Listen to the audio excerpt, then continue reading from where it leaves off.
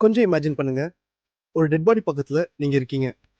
உங்க பக்கத்துல யாருமே இல்ல. ஒரே அமைதியா இருக்கு. அந்த நேரம் அந்த டெட் பாடி முணுமுணுக்கிற சவுண்ட் குடுத்தா, நீங்க என்ன பண்ணுவீங்க? நிஜமா சொல்லுங்க.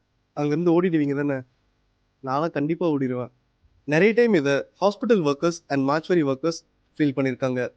சயின்ஸ்ல இந்த ஃபெனாமெனன்க்கு பேரு போஸ்ட்மார்டம் வோக்கலைசேஷன்னு சொல்லுவாங்க. ஒருத்தவங்க இறந்ததுக்கு அப்புறமும் அவங்க உடம்புல கொஞ்சம் காத்து இருக்கும். அண்ட் அவங்க பாடி டீகம்போஸ் ஆகுறப்போ ஒரு பாக்டீரியா கேஸ உருவாக்கும்.